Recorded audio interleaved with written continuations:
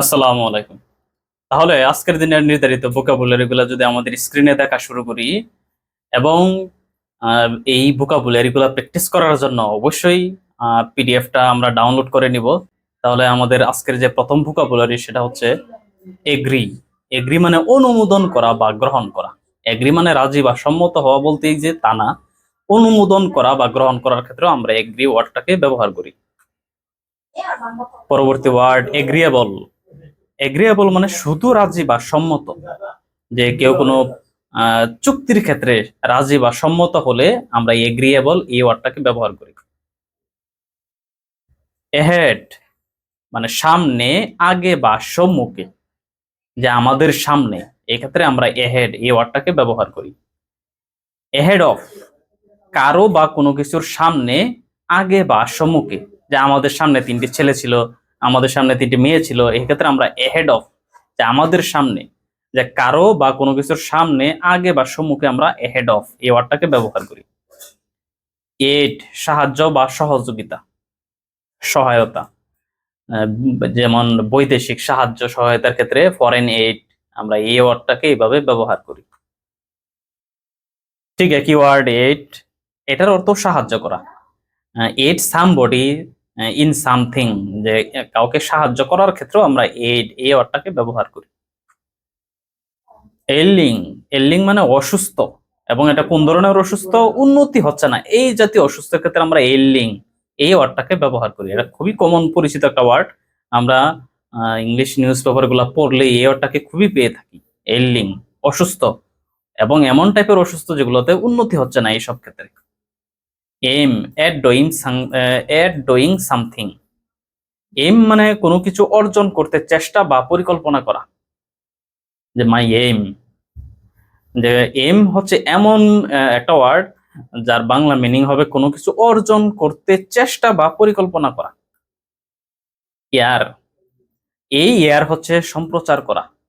আমরা আরেক ইয়ার বলতে যে বাতাস বুঝি, ওইটা না, এই ইয়ার বলতে সম্প্রচার করা, যেমন রেডিও সম্প্রচার, টেলিভিশন সম্প্রচার, এইসব ক্ষেত্রে। আর একটা হচ্ছে একিন টু সামথিং।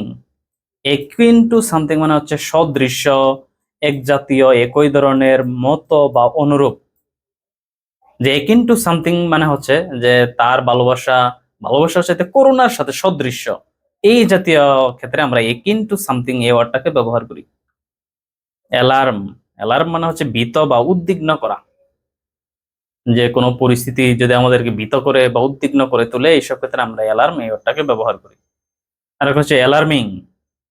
অ্যালার্মিং মানে উদ্বেগজনক, আশঙ্কাজনক, যে আশঙ্কাজনক হারে এই রোগটির প্রাদুর্ভাব বাড়ছে, এইসব ক্ষেত্রে বা বর্তমান পরিস্থিতিতে যে যুব সমাজের অবস্থা এটা খুবই উদ্বেগজনক, এক্ষেত্রে আমরা অ্যালার্মিং এই ওয়ার্ডটাকে ব্যবহার করি। অ্যালকোহল, এটা খুবই আমাদের পরিচিত সহজ ওয়ার্ড, বিয়ার, মদ প্রভৃতি পানীয়।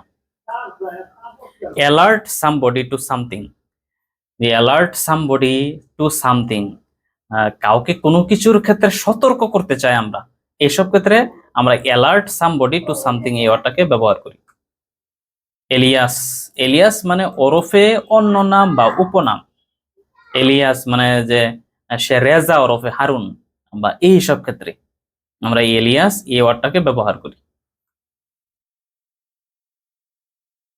এলিয়েনেট সামবডি, এলিয়েনেট সামবডি মানে অপ্রিয় কাজকর্মের দ্বারা কাউকে বৈরী করা বা বিচ্ছিন্ন করা, এলিয়েনেট সামবডি।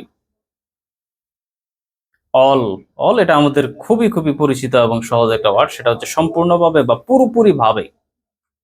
অল ওভার সর্বত্র, সবখানে। অল কনজিউমিং তোমার সমস্ত শক্তি বা সময়কে শুষে নিচ্ছে, এই সব ক্ষেত্রে আমরা এই ওয়ার্ডটাকে বলি যে অল কনজিউমিং, যে তোমার সমস্ত শক্তি বা সময়কে, যেমন এই যে নানান আমরা যে ক্রিকেট বা ফুটবল যে খেলাগুলা দেখি, এগুলো আমাদের সময়কে শুষে নেয়, এইসব ক্ষেত্রে আমরা যে এই অল কনজিউমিং এই ওয়ার্ডটাকে ব্যবহার করি।